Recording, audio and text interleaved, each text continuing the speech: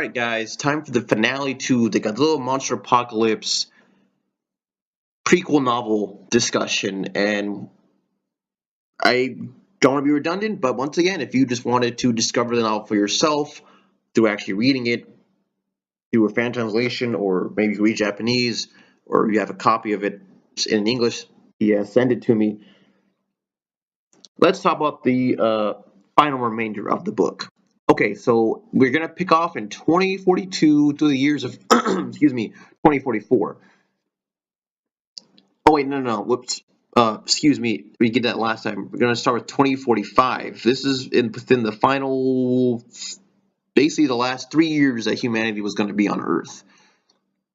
So in 2045, Operation Great Wall was conducted by the UNHCR to bury Godzilla alive, utilizing about 2,000 nuclear bombs, which sealed the monster under the Himalayas, and Godzilla temporarily ceased its activity. So, first off, that's incredible. 2,000 nuclear bombs. Earth. How the hell was Earth still functioning? I don't know.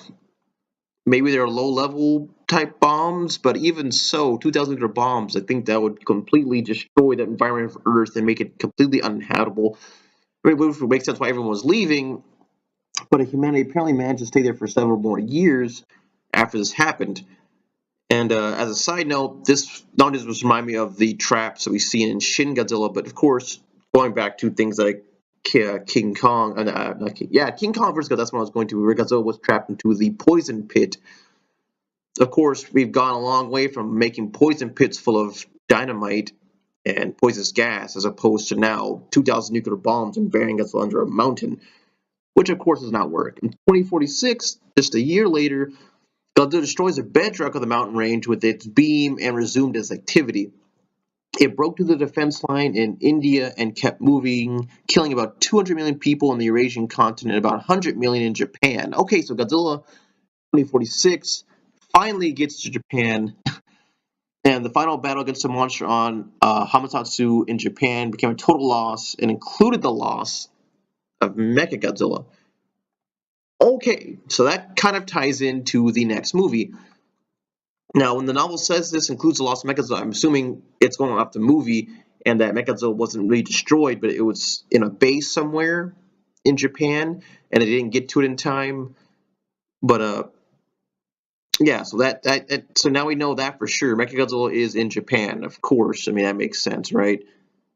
Uh, the global population decreased to about 522 million, confirmed by the Global Earth Union, and estimated to be 700 million in total in the 16 years since Godzilla's first appearance. Humanity was totally cornered in terms of both potential habitable areas and population density, thus less than 20,000 being chosen with Gematorian operation, while many candidates were chosen decided to stay, were forced to abandon the planet even if leaving the majority, 700 million, behind. Okay, once again, now we have actual, basically, statistics on how many people are left on the planet. That's terrible. 700 million people are left behind, but of course, space voyage, I mean, you couldn't take that many. 700 million people, I don't know how many ships that would be. So 20,000. 20,000. And I can't remember how many people are left in the anime, but I'm pretty sure the anime was like under 10,000 people. I think it was like 6,000 people altogether. 6,000 humanoids. That's humans and aliens. So, wow, very sad time for humanity. Very sad. And then finally, the year of 2048, Latin America is the last stronghold for humanity. Ironically enough, that is the one continent I don't remember monsters fighting in almost any other uh, Godzilla movie. They've hit North America plenty of times, namely New York, Asia, of course, Europe many times. Africa, I think, has also been glossed over, but this book finally mentions that Africa did get hit as well. And Australia, of course, was destroyed by Zilla in Godzilla Final War. So this is interesting. South America became the final battleground, basically.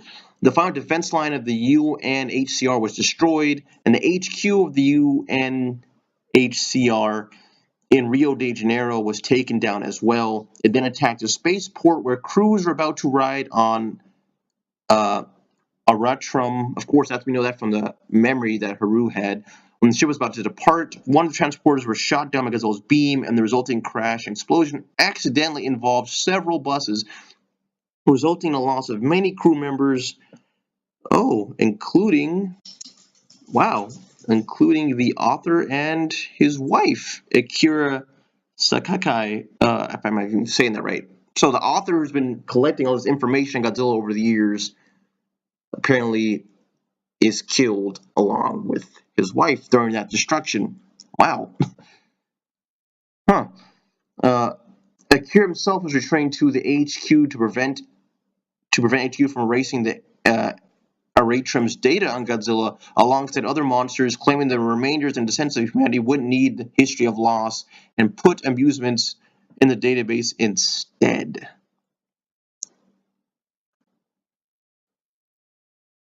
Hmm. That's interesting. Once again, okay. So now we know why the information was forbidden. Hmm. That's interesting. Once again, okay. So now we know why the information was forbidden in Godzilla Monster Planet, because they didn't want a history of getting their butts kicked. They instead wanted to have something nice there, namely some illusion of happiness. So that's interesting. Uh, and as you know, if I didn't mention already, that's where the novel ends, of course, with the evacuation of Earth. So while Haru was lucky to escape, many people, of course, did not, including his parents. The writer who was gathering this information died. Wow. So looking back at the whole thing, once again, I will say this again. I think this would have made a terrific movie in itself.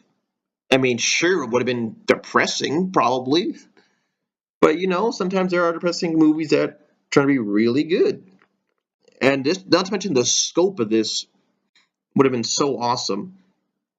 Would have been so awesome. I'm kind of sad we didn't see it. I'm really hoping the next two movies, they have two other movies to explore this, that hopefully there are flashbacks to all of this, because it would be awesome, to see the nukes hitting Godzilla, to see Godzilla in these other countries. I mean, you see Godzilla briefly in the countries like Paris and stuff in the flashbacks, but not to the detail we see here. So I would love if they show some of this. Tell me, what are you guys' thoughts on the novel as a whole? Uh, Too dark, just the right amount, just the right amount. Definitely Attack on Titan, blue gender vibe going here.